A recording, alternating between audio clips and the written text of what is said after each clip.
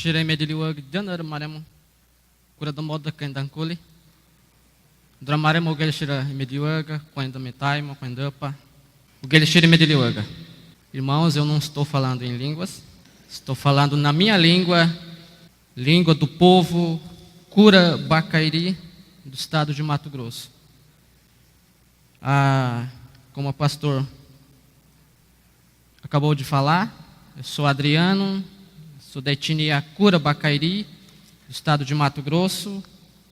É um privilégio muito grande para mim poder falar essa igreja, de poder compartilhar um pouco daquilo que Deus tem feito, daquilo que Deus está fazendo e daquilo que Deus fará.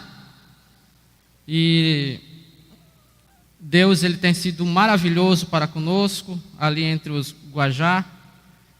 Nós formamos uma equipe com Norval e Alau. É um privilégio muito grande para nós termos alguém experiente e, consequentemente, nós estamos aprendendo com pessoas mais que experientes, né, na área de missões, de tradução, e para nós é um privilégio.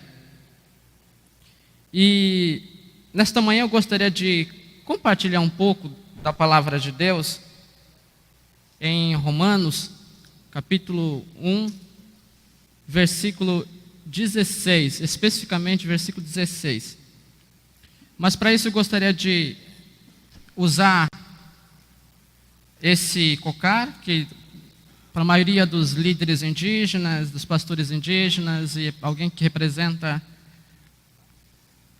tem usado, e para mim não seria diferente eu poder usar cocar, até porque é uma marca da nossa cultura indígena. E às vezes, por onde eu tenho falado, as pessoas têm me cobrado: Adriano, por que você não usa cocar? Por que você não usa colar? Por que você não se pinta? Será que você é indígena mesmo, né? Às vezes você parece mais com alguém oriental. Mas aqui não é o caso. Aqui eu vou usar para simplesmente porque é algo muito especial para mim. E cocar,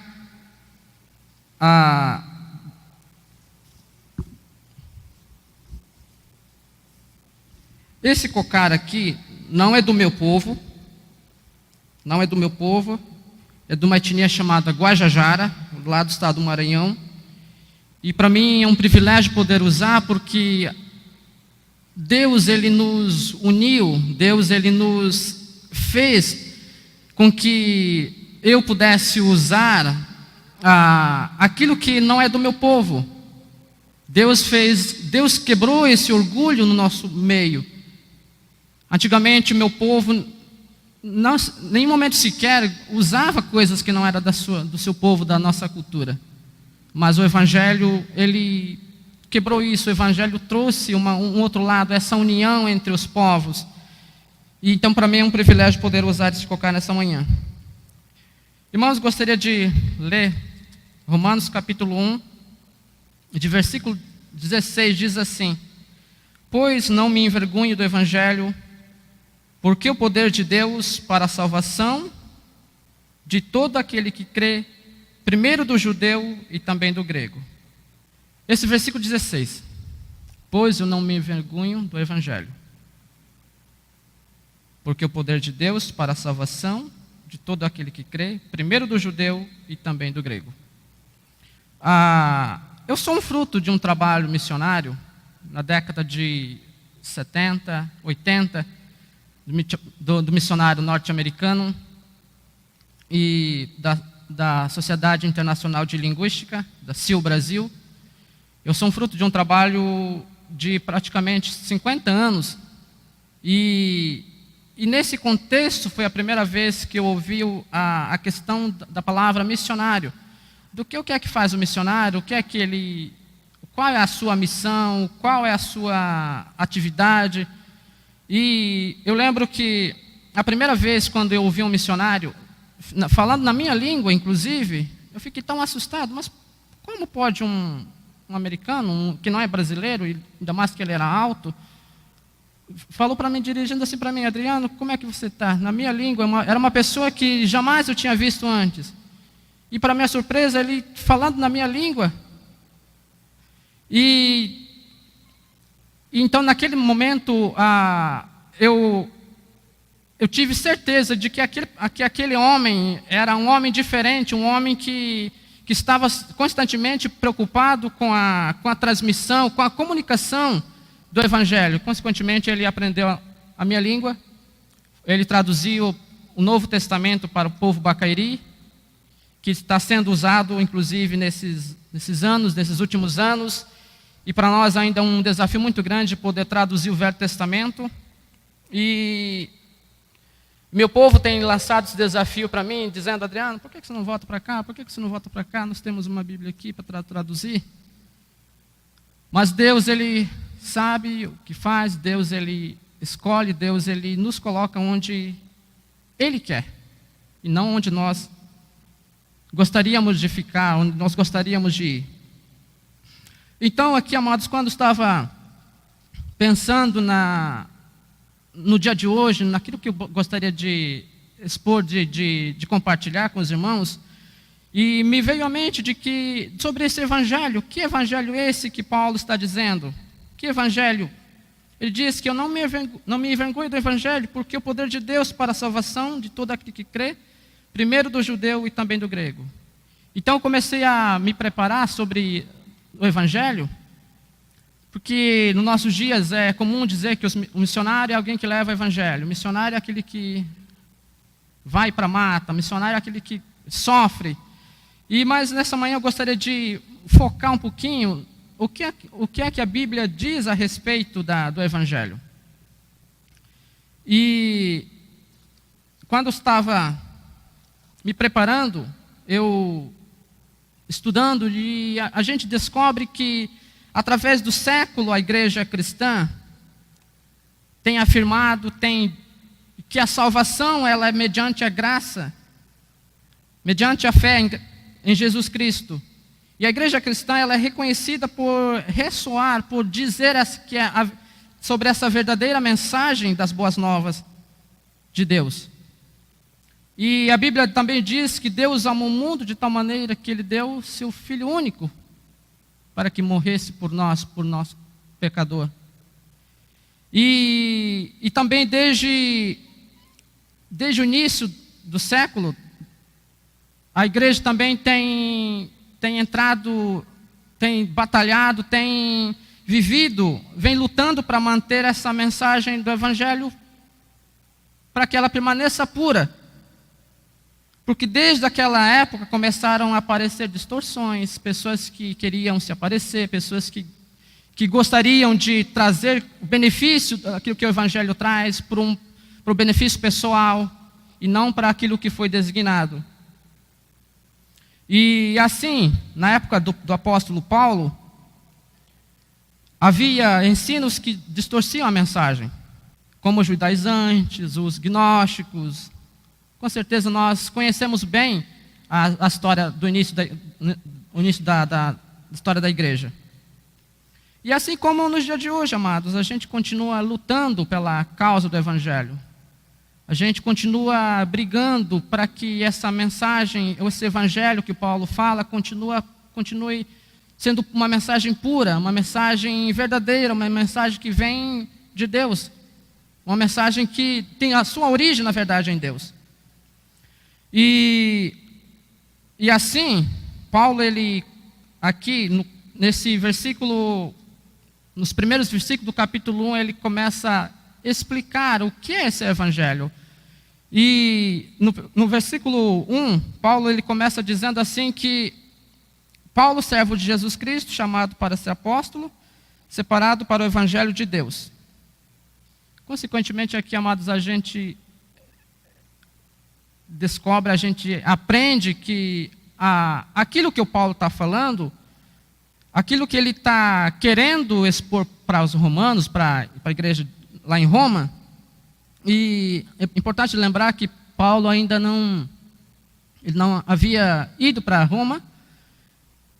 Paulo era conhecido naquela região, mas pessoalmente ele não havia ido para a cidade de Roma.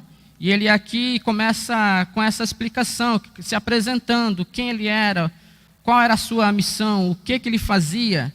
E nesse primeiro momento eu gostaria de expor 3 pontos no versículo 1 desse primeiro capítulo. Paulo fala que o evangelho é de Deus.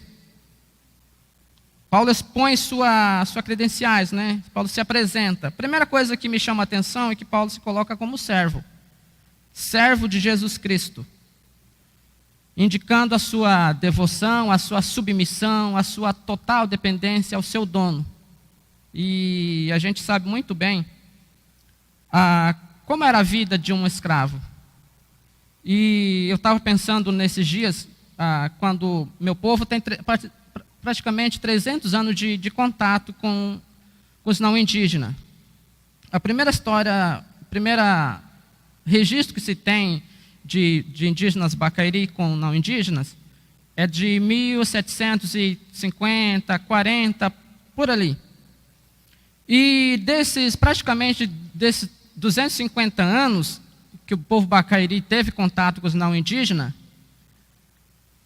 desses 250 anos, eles viveram numa escravidão, pelos bandeirantes, pelos exploradores que viviam naquela época, que ali estavam povoando o estado de Mato Grosso.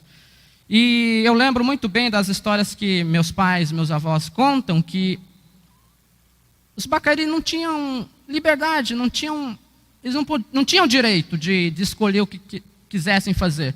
Eles não tinham direito de escolher alguma atividade.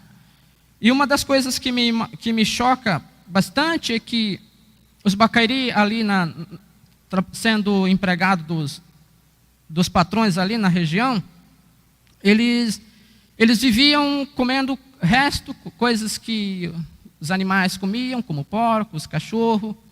Eles viviam ali, isso que me choca, porque o povo Bacairi tinha a sua aldeia, mas eles não viviam na aldeia, eles não tinham direito de viver em suas aldeias, eles eram pegos, trazidos para a fazenda, para viver, para trabalhar, e sem ter nenhum direito.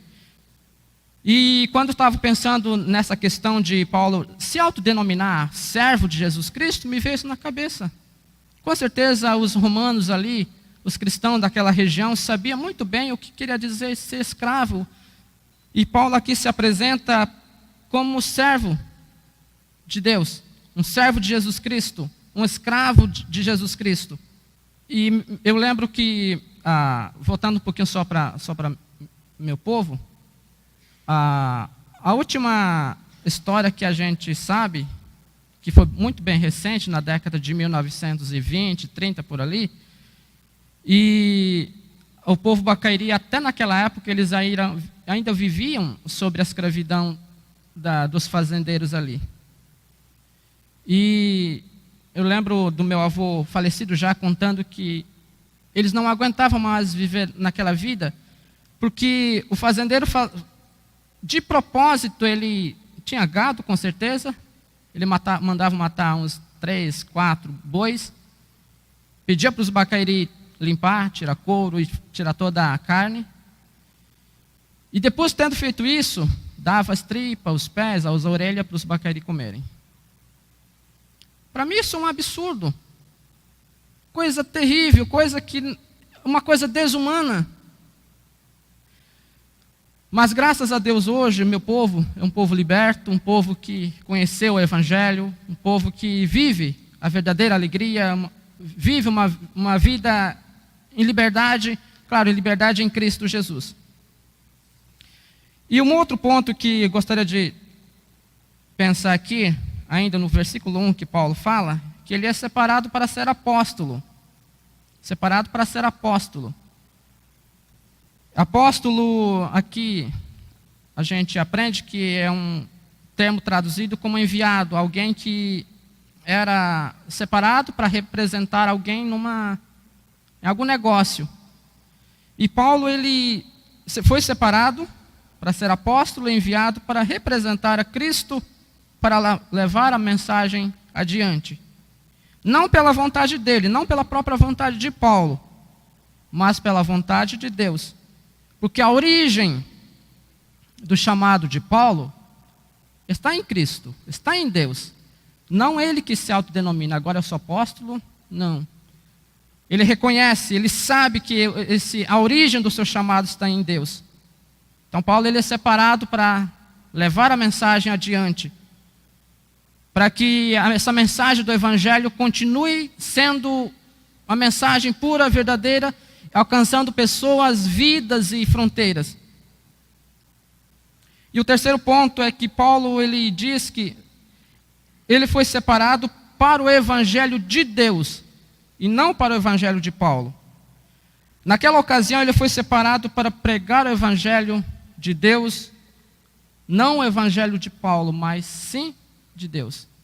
Interessante hoje em dia que a gente se assusta, eu como indígena, primeira vez que eu vim para a cidade, na faixa de 14, 15 anos, que eu ainda não falava português, eu falava só minha língua, português é minha segunda língua, e era assustador, porque meu primeiro visão, a primeira impacto que eu tive quando eu vim na cidade, a gente via pessoas, via várias igrejas, e eu ficava imaginando, por que tem essa igreja? Por que tem aquela igreja? Uma é maior, outra é menor, outra é... Essa diversidade das igrejas. E hoje em dia a gente se assusta ainda, continua nos assustando, porque pessoas se auto-intitulam por um benefício para beneficiar a si mesmo, e não para trazer, não para transmitir essa mensagem pura que o Paulo fala. E até hoje em dia é por isso que Paulo ele enfatiza essa questão de que o Evangelho é de Deus, que o Evangelho não é dele, porque ele é simplesmente alguém que foi comissionado para levar adiante essa mensagem de Deus que é tão maravilhosa. E para resumir, a gente aprende que o Evangelho é de Deus, que Deus já havia prometido antes. Quando nós olhamos para o Velho Testamento, nós aprendemos que ali tudo indicava para o Filho de Deus. Os profetas já haviam prometido isso. Os profetas já haviam falado que haveria alguém, um Salvador. E que o conteúdo das profecias dos profetas era acerca do próprio Jesus, do seu Filho. Que hoje aqui ele é declarado Filho de Deus, que é Jesus Cristo. Portanto, amados, nós concluímos que o Evangelho ele é Jesus Cristo. O próprio Evangelho que Paulo está dizendo, ele é Jesus Cristo. E desse Jesus Cristo, que é dele, ele é o centro. Ele é o centro de tudo aquilo que nós fazemos, das nossas atividades dentro da igreja. Ele é o centro da atividade na área de missões, quando nós estamos ali na aldeia traduzindo a palavra de Deus. Quando nós estamos em algum momento, Jesus ele tem que ser o tema central das nossas atividades, das nossas mensagens. É por isso que Paulo fala que ele não se envergonha do Evangelho. Por isso que Paulo fala, Paulo sabe muito bem do que ele está falando, Paulo sabe muito bem de quem é que ele está falando. Eu fico imaginando quando Paulo ele teve aquele encontro ali no caminho de Damasco, quando ele teve o primeiro contato com o Senhor Jesus, quando o Senhor Jesus aparece para ele. E ali Paulo, quando ele está falando isso, ele entende muito bem do que é que ele está falando. Paulo não teve escolha quando o Senhor Jesus, ele foi chamado por Senhor Jesus. Paulo não teve escape. Paulo, ele sabe, Paulo, ele reconhece, Paulo, ele está muito mais que convencido de que o Evangelho é o próprio Senhor Jesus. Então, por isso que aqui ele não tem medo, ele não tem vergonha. Ele não tem vergonha. Ele não se sente envergonhado. Ele não tem vergonha sequer do Evangelho que é o próprio Senhor Jesus. E se nós estamos envergonhados do Evangelho, se deixamos de pregar o Evangelho, deixamos de pregar Jesus. Se nós cremos no Evangelho, se não cremos no Evangelho, não cremos em Jesus. Se passarmos a questionar o Evangelho, seus efeitos perante outras culturas, sua relevância hoje, nós não estamos questionando uma doutrina ou o movimento da igreja. estamos questionando Jesus. É desse evangelho que muitos povos indígenas hoje, no Brasil, também do segmento menos evangelizado do Brasil, eles precisam ouvir desse evangelho. Eles precisam saber quem é esse Jesus que nós tantos falamos, que nós tantos falamos dele. E é um desafio no contexto brasileiro, no contexto na área dos povos indígenas, ela é muito grande, a necessidade é grande. Os povos indígenas estão morrendo, o índice de suicídio entre os povos indígenas é alto. Os povos indígenas estão procurando o sentido da vida, o sentido a razão da sua existência em outros lugares, não estão procurando Jesus Cristo. Por quê? Porque eles não conhecem. Alguém um dia me perguntou: Adriano, qual é o Deus de vocês? Tem alguém Deus lá, um Deus Tupã, um Deus Sol? Alguém que não conhece profundamente a cultura indígena, ela chega a uma conclusão de que o povo indígena tem um Deus. Mas que Deus é esse? Mas como indígena, alguém que conhece profundamente a cultura indígena, principalmente do meu povo, a gente chega a uma conclusão que nas culturas indígenas não existe um Deus. Não existe os rituais, as danças, os cânticos que a gente faz, não está voltado para a adoração de um Deus.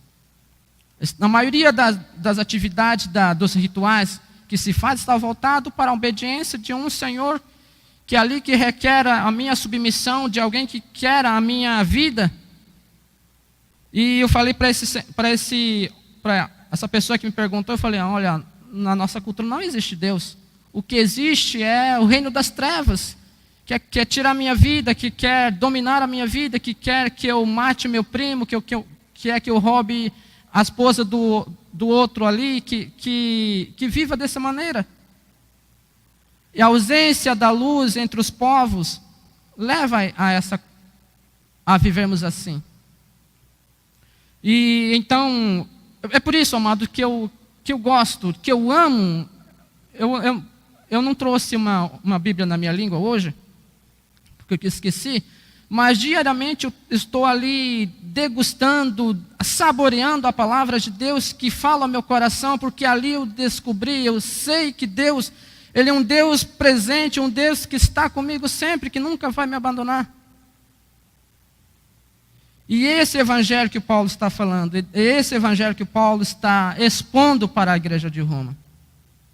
E consequentemente para nós também, esse evangelho que Paulo, é o evangelho da Bíblia, não é esse evangelho que nós estamos ouvindo por ali em igrejas que não têm nenhum compromisso com o reino de Deus. E Paulo, Paulo expressa que apesar do pecado, apesar do diabo, apesar dos reinos das trevas, da carne e do mundo, não estamos perdidos nesse universo, porque há um plano de redenção, e ele se chama Jesus. O poder de Deus se convergiu nele, e ele está entre nós. Então, uma esperança muito grande para nós, para que continuemos firmes nessa caminhada cristã, nessa vida onde nós estamos, para que continuemos caminhando na santidade, caminhando nessa esperança que é Jesus Cristo. E Paulo também ele afirma que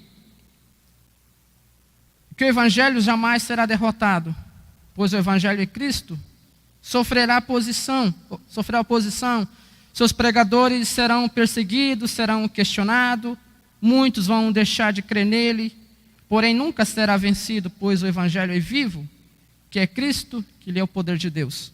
Por isso que ele fala aqui que o evangelho, porque é o poder de Deus para a salvação de todo aquele que crê. Paulo ainda diz que o evangelho não é um plano da igreja para a salvação do mundo. Eu estava conversando com alguns irmãos que eles estavam dizendo assim que ele estava com com um projeto missionário muito, muito grande, que eles queriam abraçar todas as causas das necessidades que havia naquele lugar. Só que a intenção daquilo não era espalhar o reino de Deus. A intenção era outra. Então, aqui a gente aprende que o evangelho não é plano da igreja para a salvação do mundo, mas é o plano de Deus para salvar a igreja, para salvar o pecador. O que valida a igreja é o evangelho, não ao contrário. Se a igreja deixa de seguir o evangelho, de seguir Cristo, deixa de ser igreja, ela deixa de ser igreja de Cristo. Porque o evangelho, ele é Jesus Cristo. Uma igreja que está alicerçada na palavra de Deus, uma igreja que vive a palavra de Deus, ela não se contamina, ela não muda do seu propósito, ela não deixa de seguir a razão da sua existência. E Paulo ainda fala que o evangelho ele não deve ser apenas compreendido e vivido, porque ele se manifestou entre nós para ser pregado pelo povo de Deus. Então, amados, o evangelho ele não deve ser simplesmente compreendido e vivido, mas também precisa ser pregado. Precisamos pregar esse evangelho, porque ele foi manifesto entre nós para ser pregado pelo povo de Deus, pela igreja. Paulo usa essa expressão diversas vezes. Lá em capítulo 15, aos Romanos, ele diz que ele se esforça para pregar o evangelho. Aos Coríntios, ele diz que ele não foi chamado para batizar, mas para pregar o evangelho. Diz também que pregar o evangelho é a sua obrigação. Devemos proclamar esse evangelho, lançar a semente.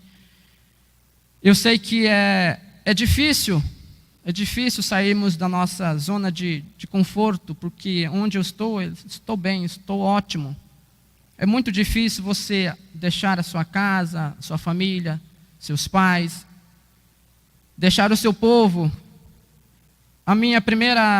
Primeiro medo meu, que quando estava ainda no Instituto Bíblico,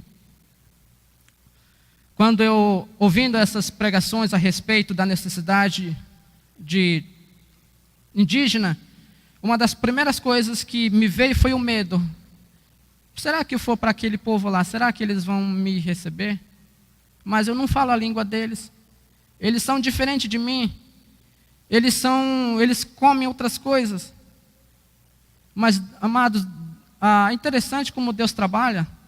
Deus, ele nos aperfeiçoa de tal maneira que quando a gente chega naquele lugar onde Deus nos colocar, Deus ele vai colocando, vai nos aperfeiçoando ao ponto que a gente nem percebe como se dá o contato, como você chega lá.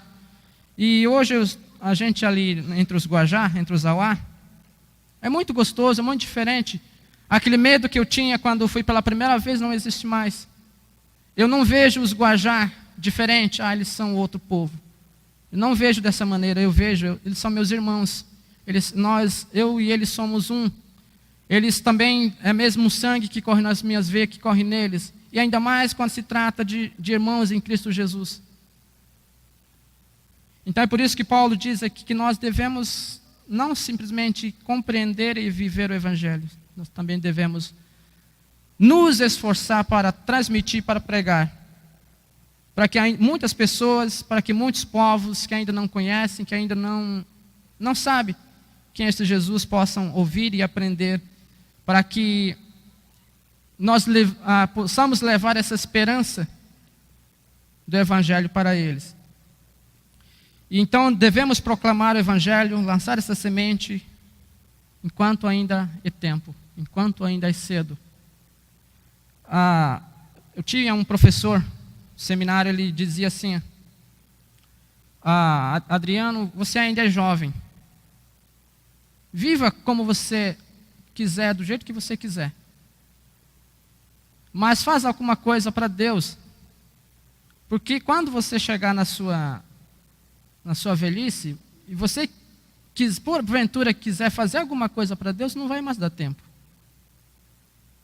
porque nós devemos aproveitar a nossa juventude para as coisas de Deus, para as coisas que duram para a eternidade, para as coisas que vão te alegrar, uma alegria em Cristo. E não são alegrias passageiras, alegrias que o mundo oferece. Todas as pessoas rejeitam o verdadeiro conhecimento de Deus. Todas as pessoas rejeitam o conhecimento verdadeiro de Deus. Como está escrito, não há justo nenhum sequer. Não há ninguém que entenda, não há ninguém que busque a Deus. A maioria das pessoas rejeitam o verdadeiro conhecimento de Deus. É muito difícil, é muito duro você tentar falar para uma pessoa, falar de Deus e ela não quer te ouvir. Com certeza a maioria dos irmãos aqui tem essa experiência de você querer falar do Evangelho, falar de Jesus para uma pessoa, mas ela te ignora, ela não quer ouvir. Todas as pessoas rejeitam, as pessoas não querem ouvir, as pessoas não querem saber, não querem experimentar dessa graça maravilhosa que Jesus Cristo nos dá.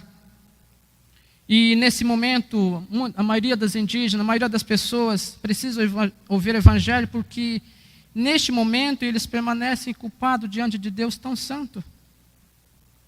É por isso que a igreja, é por isso que devemos falar desse Evangelho para eles, para que eles recebam o perdão dos seus pecados, para que eles recebam a remissão, para que eles sejam perdoados dos seus pecados, para que eles vivam uma vida livre, uma vida santa, uma vida fora da escravidão do pecado. Nesse momento, muitas pessoas estão morrendo, estão culpados por seus pecados, estão vivendo uma vida que não agrada a Deus.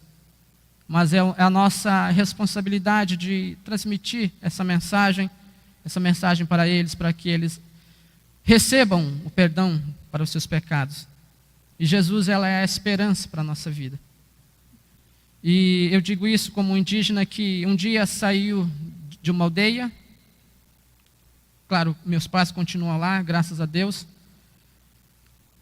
Um indígena que tinha um pensamento de que a nossa vida era: você nasce, você tem seus filhos e depois você morre.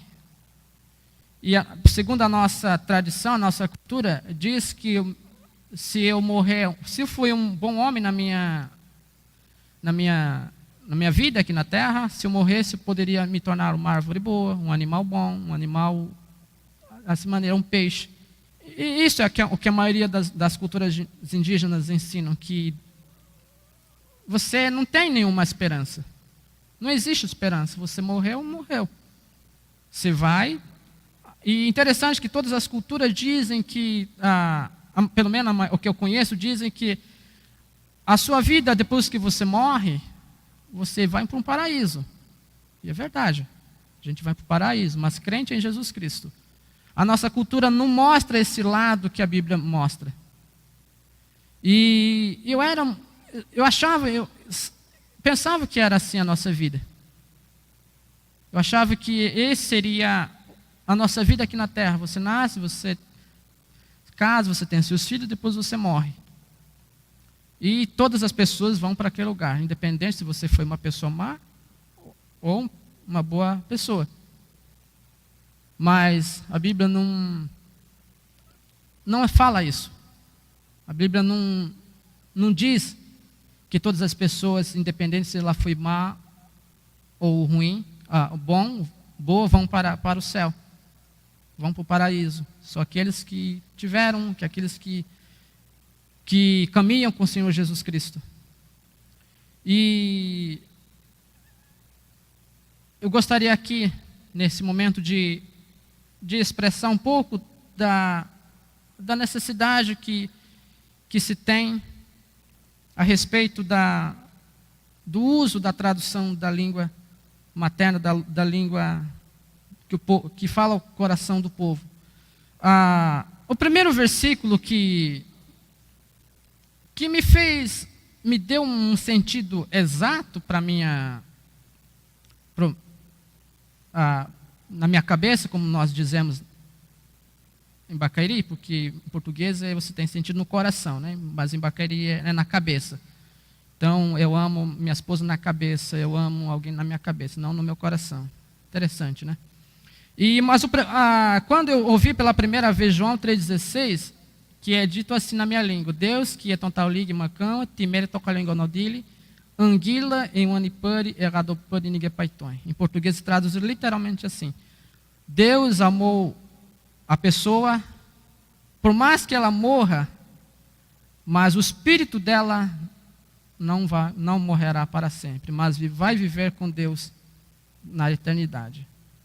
Esse versículo eu lembro até hoje da maneira tão clara que eu nunca tinha ouvido a palavra de Deus soar na minha cabeça, me dá um entendimento foi tão algo assim que é de nos alegrar, tipo, poxa, por que eu não tinha ouvido isso antes? Mas agora eu ouvi. Então, amados, a maioria dos povos indígenas no Brasil, eles ainda necessitam de ouvir o Evangelho nas suas línguas. Eu tenho a Bíblia em português aqui na minha mão. Claro, os irmãos podem dizer, mas você está lendo você está lendo em português? Você fala português? Graças a Deus eu falo português. Graças a Deus eu aprendi, depois de tanto esforço, continuo me esforçando para aprender o português. Mas ainda continuo dizendo que a primeira língua, a língua do coração, a língua materna, ainda é o que ela faz, ela explica tão bem. E alguém disse que um dia que a palavra de Deus, ela é essencialmente um livro essencialmente missionário. A palavra de Deus, ela é um missionário em si mesma. Missionário em si mesma. Uma vez eu fui no Parque Nacional de Xingu. O Parque Nacional de Xingu, ele está bem na divisa Pará com Mato Grosso, é um parque mais fechado para a evangelização. Não se pode entrar missionários, não se pode entrar pastores. É um parque assim que a FUNAI e as ONGs que protegem a causa indígena, eles fazem questão de isolar os 14 etnias que ali vivem. E eu fui num povo chamado Aweti, que eles falam a língua Tupi-Guarani, e por alguma razão na nossa equipe tinha alguém, um indígena que estava no seminário estudando, e ele tinha uma Bíblia na língua dele. E ele começou a ler a palavra de Deus e tal, ele estava fazendo seu devocional, e chegaram os indígenas da aldeia, e ali ficaram, e eles viram o indígena lendo a palavra de Deus na sua língua, e como eles eram etnias, mas da mesma tronco linguístico, o indígena que estava ali com nós era alguém que falava tupi, que é o Kaiowá, e os indígenas dali da aldeia, da reserva Xingu, eles são os Aweti. Só que eles se entendem alguma coisa, algumas palavras. E eles ficaram tão impressionados, eles falaram assim, mas onde foi que você conseguiu essa Bíblia? Por que você não dá ela para mim? Que eu consegui entender um pouquinho aquilo que você queria dizer. E ali eu fiquei maravilhado, porque eu pensei, poxa, o Kaiowá aqui, ele está lendo a palavra de Deus na língua dele. Esse Aweti aqui, ele nunca ouviu falar, nunca ouviu uma Bíblia ou qualquer livro didático que seja na sua língua. Mas ele entendeu um pouquinho aquilo que aquele irmão Kaiowá estava lendo. Então, amados, nós precisamos indígenas, não somente aqui no Brasil, mas em outros países, ainda precisam ouvir o Evangelho nas suas línguas. Há milhões de pessoas que ainda não têm no versículo sequer na sua língua. E essa palavra de Deus, a Bíblia, ela é um livro missionário, essencialmente missionário. E ela vai falar em si mesma. A palavra de Deus, ela vai se explicar, ela vai esclarecer com o Evangelho em si mesma, mas fazer isso dá um trabalho. Dá um trabalho. É difícil você sair do seu zona de conforto, como eu acabei de falar, querer, porque são várias etapas que tem momentos que se você não foi comissionado mesmo, se você não está convicto daquilo que você está fazendo, da sua obediência em Cristo Jesus, você se perde para o caminho. Primeiro ponto, você tem que aprender a língua. Aprender uma língua não é fácil. Ou a maioria das línguas não tem referência, não tem livro, não tem cartilhas assim que diz, olha, isso aqui vai dizer isso, não tem dicionário. A maioria das línguas indígenas são assim. Não tem nenhuma referência, não tem. Você tem que aprender indo mesmo, ouvindo mesmo. E gostaria de terminar a minha palavra dizendo o seguinte, que aquilo que o Paulo está dizendo, aquilo que Paulo está expondo aqui, afirmando, e nós ainda continuamos na defesa desse evangelho. A igreja, como disse no início, lá atrás, eles lutaram para continuar afirmando, para manter a pureza do evangelho, apesar de distorções, apesar do evangelho falso que tem surgido hoje em dia, mas nós estamos, mais uma vez, afirmando de que o evangelho é Jesus Cristo. Esse Jesus que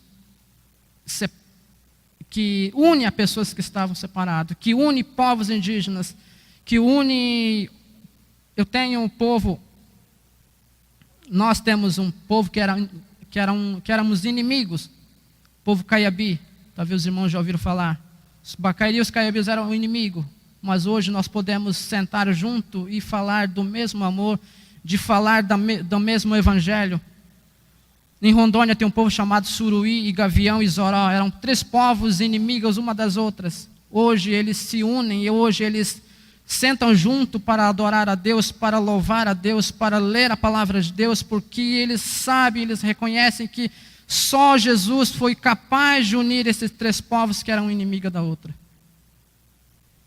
E esse evangelho que ainda precisa ser levado, precisa ser pregado, para que pessoas que ainda não estão sem esperança, sem razão de viver, encontrem uma solução. E esse Jesus que nós estamos pregando, e esse Jesus, é o mesmo Jesus do qual Paulo estava falando. Eu gostaria de trazer algumas perguntas para que nós possamos meditar, dizendo o seguinte: qual tem sido a minha postura perante o evangelho? Será que eu tenho me envergonhado? Será que eu tenho negado esse evangelho? O que é que eu estou fazendo para que essa mensagem do evangelho continue alcançando vidas? E qual é a minha postura? E o que é que o evangelho está fazendo? Qual a diferença que o evangelho está causando na minha vida? Que Jesus nos abençoe para que o nome de Jesus Cristo, a Ele dobre todo o joelho no céu e na terra, debaixo da terra, e toda língua confesse que Jesus Cristo é o Senhor. Para a glória de Deus Pai. Apocalipse diz ainda que com teu sangue compraste para Deus os que procedem de toda tribo, língua, povo e nação, e para Deus os constituíste reinos e sacerdote, e reinarão sobre a terra. E esse Jesus que nós estamos falando. Que Deus nos abençoe. Eu gostaria de passar um vídeo que os irmãos possam ver um pouco daquilo que a gente tem feito ali entre os Guajá, nossa equipe.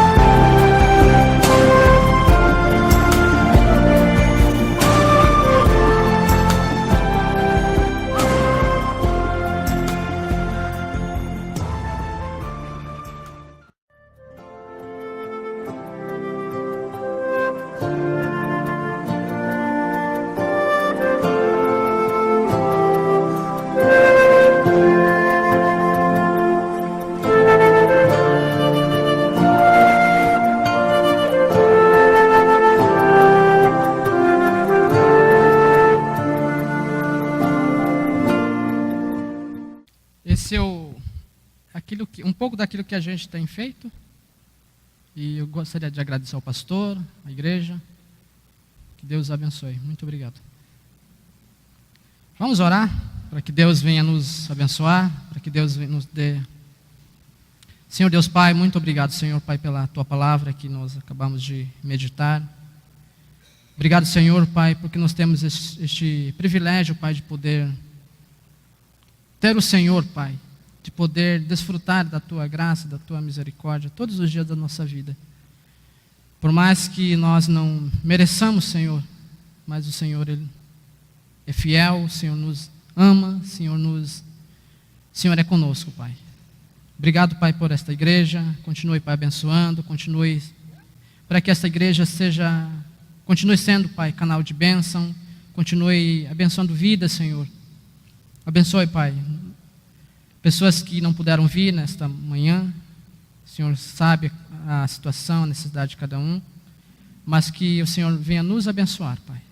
Que aquilo que nós acabamos de ler, acabamos de falar nesta manhã, venha nos edificar, venha nos fortalecer, Pai.